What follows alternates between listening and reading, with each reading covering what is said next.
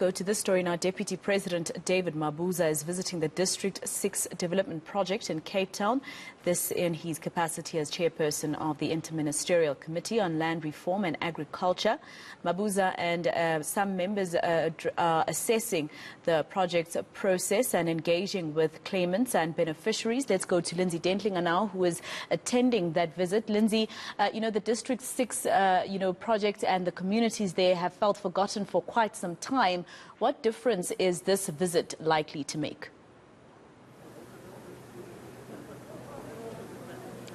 Well, Maseko, we're still hearing a lot of discontent just in a chapel just in front of me, where beneficiaries and claimants who are still waiting to return back to District 6 are now speaking to ministers and raising their concerns, and it's quite evident that the emotions are still very raw and the tensions are still running very high. This project has been on the go for more than 20 years and only a few hundred people have returned here. Today, a ceremony to mark the return of 108 claimants to this development you see here behind me.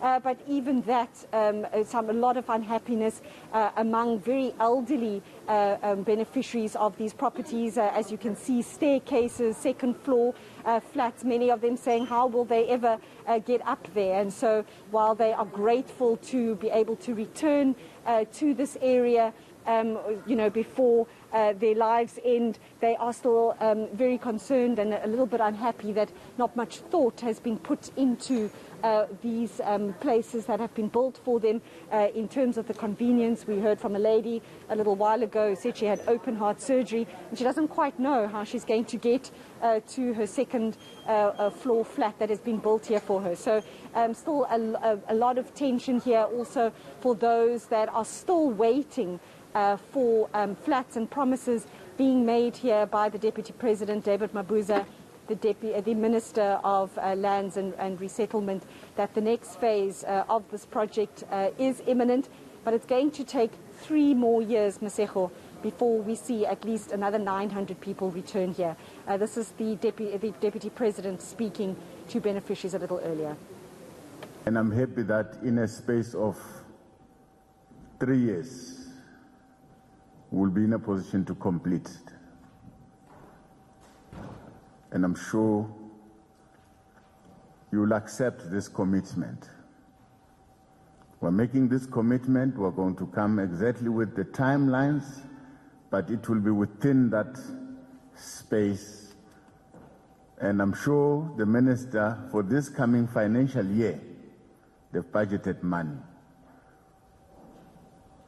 to continue with the construction.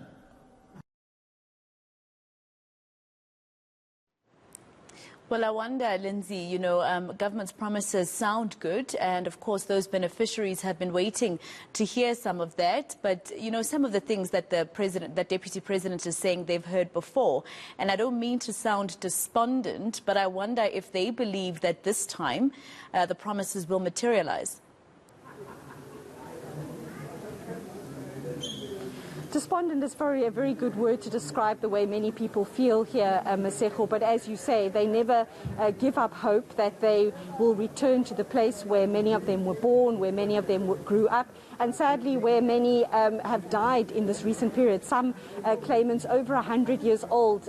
We hear almost every other week somebody who was waiting to return to this area that has such great significance for many of them, sadly did not live to see the day that they might return here. So a lot of issues being raised in the chapel alongside where I'm standing right now with the ministers who are present. The City of Cape Town also saying that they're really concerned that some of the land around this area earmarked for future developments, phases 4 and 5 is what is now being promised, will take another 3 years. That land is being occupied by homeless people, others, and they're really struggling to secure and protect swaths of land that is supposed to be used for this project. So that is also a concern as to, even though plans are being drawn for next phases of the construction, and that these parcels of land are being occupied. And then there's also the issue of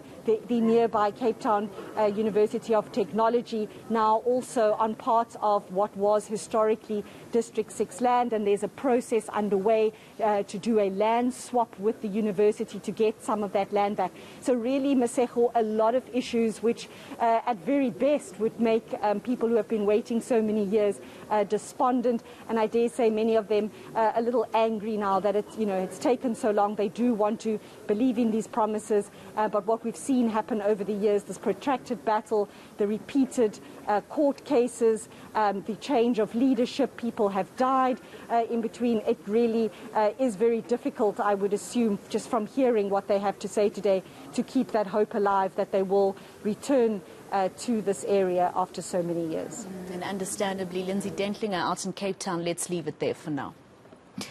All right, now still